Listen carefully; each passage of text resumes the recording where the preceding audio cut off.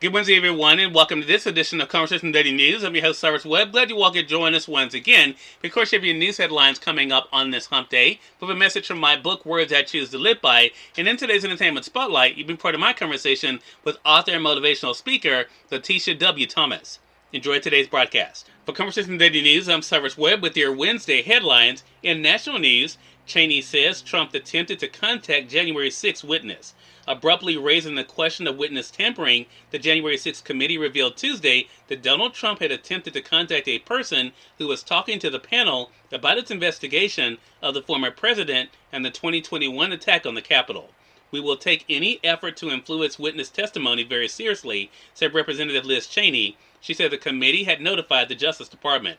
The person Trump tried to contact declined to answer or respond to his call, Cheney said. Instead, the person alerted their lawyer, who contacted the committee. The disclosure by Cheney was not the first time the panel had raised concerns about witnesses being contacted by Trump's team in ways that could reflect or at least create the appearance of inappropriate influence. It divulged examples last week of other times witnesses have received outreach from Trump allies, some suggesting he was aware they were talking to the committee ahead of testimony before the panel. A Trump spokesperson did not immediately respond to requests for comment. The hearing Tuesday was the seventh for the January 6 committee. Over the past month, the panel has created a narrative of a defeated Trump detached from reality, clinging to false claims of voter fraud, and working feverishly to reverse his election defeat. It all culminated with the attack on the Capitol, the committee says. Tuesday's session revealed details of an unhinged late-night meeting at the White House with Donald Trump's outside lawyers, suggesting the military sieged state voting machines in a last-ditch effort to pursue his false claims of voter fraud before the defeated president summoned a mob to the Capitol. The committee investigating last year's attack at the Capitol is working to show how far-right extremists answered Trump's call to come for a big rally in Washington. As dozens of lawsuits and his claim of voter fraud fizzled, Trump met late into the night on December 18th with attorneys at the White House before tweeting the rally invitation, "Be there, we'll be wild." Members of the Proud Boys and Oath Keepers groups are now facing rare sedition charges over the siege.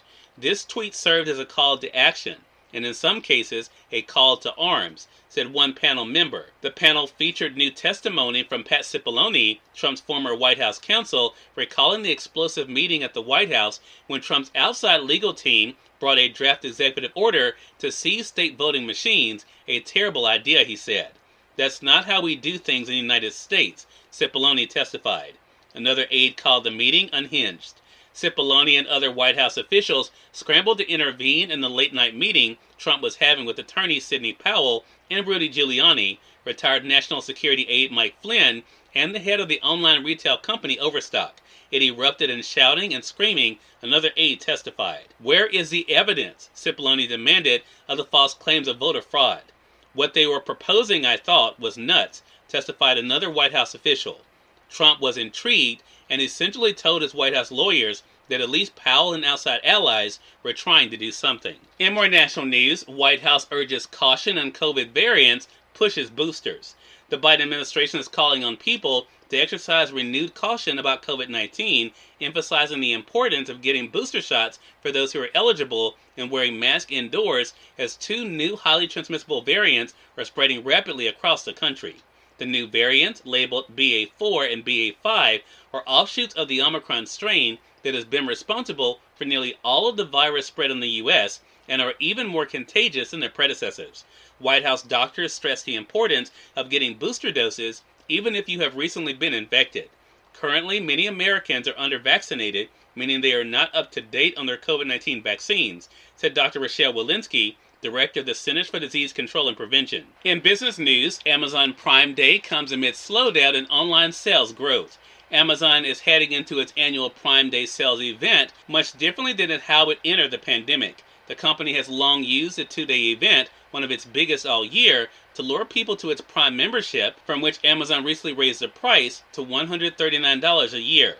Amazon doesn't disclose Prime Day results, though research firm Insider Intelligence suggests sales could climb to about $12.5 billion in global sales, or 17% over last year, in part because of the event's mid-July timing, which compared to last year's June date would allow the company to capture more consumers during back-to-school shopping. And finally, in more business news, U.S. stocks slide as earning reports for companies begin. Stocks shed early gains and ended broadly lower on Wall Street Tuesday as investors brace for a big week of news on inflation and company earnings reports. The S&P 500 fell 0.9%, extending its losing streak to a third consecutive day. All of the benchmark index's 11 company sectors closed in the red. The Dow Jones Industrial Average slid 0.6%, while the Nasdaq lost 0.9%. Cyrus Webb, Conversations Daily News. It's now time for a message from my book, Words I Choose to Live By. Enjoy. Good Wednesday, everyone. I'm Cyrus Webb, and welcome to Words I Choose to Live By. You were created with everything you need to be just the person you were meant to be. Now go out there and be it.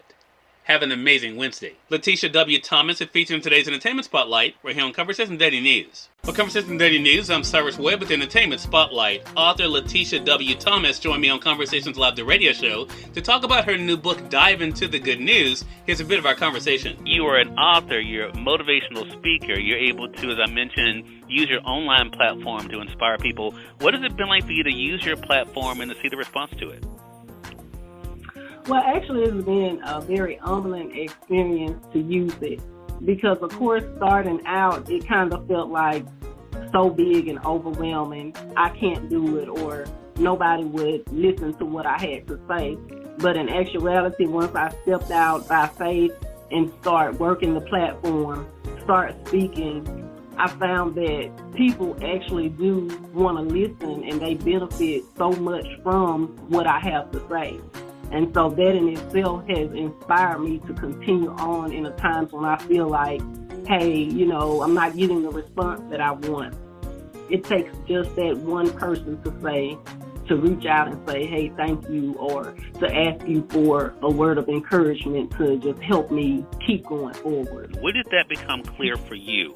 That when it comes to life, when it comes to dealing with situations, that you did not have to go through it by yourself? Yes, it can be very hard and daunting to reach out to people because we sometimes feel like we're in something by ourselves. And that's really the purpose behind what I do with the platform that I'm building, to let people know that you aren't by yourself. And it's okay to reach out, to give them a safe space to reach out. It took me years to get to that point.